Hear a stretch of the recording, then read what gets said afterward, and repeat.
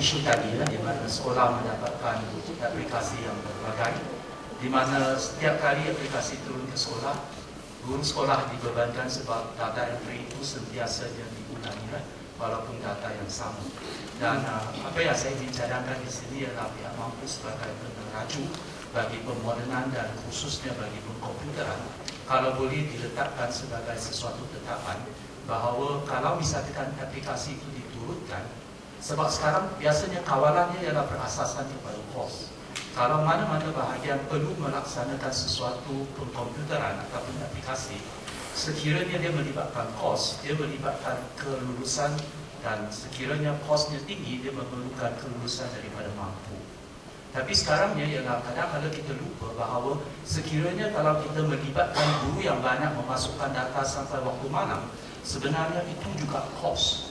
So sekiranya kalau kita boleh letakkan satu dasar, iaitu sekiranya sesuatu aplikasi itu digunakan dan meliputi sebuah negeri ataupun daerah yang cukup besar, maka dia perlu mendapatkan kelulusan daripada mampu. So itu ialah cadangan saya. Jadi oleh yang demikian, maka kita dapat sekurang-kurangnya daripada orang yang pakar dapat menilai sama ada inisiatif itu benar-benar berfungsi, bermanfaat sebelum disarankan guru-guru di sekolah. Biasanya kita kadang-kadang kita kata custom waste of mistake, tapi sekolah so far belum lagi. Kita macam tugaskan sekolah itu kita, kecuali sekolah jemput lah mampu. Saya rasa mampu sekolah ni dia macam dia akan resolve. Sebab dia ikut mungkin PM kot, DPM kot. So dia macam satu komuniti, kita kadang tidak pergi kacau sangat lah. Macam custom kita pergi, dia buat salah ini. Kalau mampu, biasanya mampu tak lead untuk projek macam ni. Pada jabatan lain kita lead lah, pada custom kita lead. Pada kita lead sekejap kita handover. PBT kita lead sebab mungkin KPKT tapi dengan pendidikan saya kena fikir macam again, apabila sampai kepada mampu membeli perolehan peralatan, biasanya kita lihat cara, sebab kita tak ada big plan untuk ASP sekolah. Kalau kita ada dah senang kita, tapi apabila hantar kepada mampu, biasanya kita lulus sebab bajet dah ada sebagainya, dan kita tak nak, ada tak benda ni, ada tak benda ni, dan kita tak bergerak.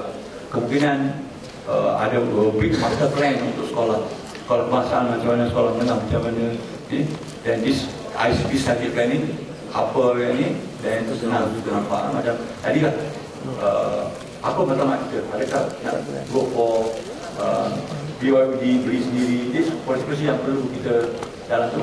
Kalau database ada satu saja, tak ada banyak, mungkin data center hanya di mana, itu very big plan lah. Saya kata very big ISP for pendidikan. Kalau dapat buat itu, saya rasa menjadi satu contoh dalam dunia. Dan pelaksanaan itu mungkin pilot. Kalau boleh, ISP start. Ataupun bahagian teori pendidikan. Teori pendidikan is different, dia lebih pada teknologi pendidikan. Bagaimana menggunakan teknologi. Okey, itu saja. Terima kasih Pak. Terima kasih Terima kasih Tuan Musi, Tuan Haji Umar Rusdi, Tuan Hutang. Saya Samsul Azhar Malaysia, Pengetua Sekolah Pendidikan Seksyen 3 Bandar Kerala Puchong, Selangor. Jadi saya rasa ini satu forum yang baik untuk saya menyatakan perkara ini. Sebab apa yang disampaikan oleh Tuan Haji tadi ada kaitan, dan juga begitu juga dengan isu tadi. Saya nampak di sekolah isu banyak persiapan yang digunakan itu tak ada masalah. Pada saya menjadi masalahnya ialah penggunaan data yang banyak dan bertindih macam dikatakan tadi. Kita nampak kalau peperiksaan, kita nak daftarkan peperiksaan, kita kena timeline. Kita nak daftarkan itu, kita kena gunakan data yang bertindih, sedangkan data itu datang daripada satu source saja, iaitu murid. Kalau kita ada satu sistem di mana penyimpanan data peringkat kebangsaan dibuat dan dia ambil daripada satu saja penyimpanan, dan semua sistem-sistem itu dia retrieve data daripada satu bank data sahaja yang telah dijaga keselamatannya dengan baik. Contohnya macam inilah. Saya bayangkan kalau kita key in IC number untuk seorang individu, kita boleh lihat dia punya maklumat immigration, kita boleh lihat maklumat peperiksaannya, kita boleh lihat maklumat JPJ-nya, dan itu dikawal. Kita boleh lihat keputusan peperiksaannya, kita boleh lihat pendaftaran peperiksaannya melalui satu data saja. Mungkin data itu daripada Jabatan Pendaftaran Negara. Maknanya semua data di Jabatan Pendaftaran Negara telah ada tersimpan untuk semua warga negara Malaysia sejak lahir lagi. Jadi kalau contohnya, saya bagi contoh ya, saya tak tahulah macam mana mekanismenya mungkin. Jadi oleh sebab kita retrieve data daripada banyak tempat dan data itu di-key in semula bertindih-tindih, jadi itu menyebabkan banyak bertindih-tindih kerja dan banyak kerja. Lebih-lebihan lagi, cikgu terpaksa menjalankan tugas yang bukan guru disebabkan oleh perkara ini. Jadi saya rasa mungkin ada, kalau boleh, ada satu sistem yang penyimpanan data yang peringkat federal, satu sistem saja. Semua jabatan kerajaan mengambil data di situ, diretrievekan untuk ke dalam sistem masing-masing.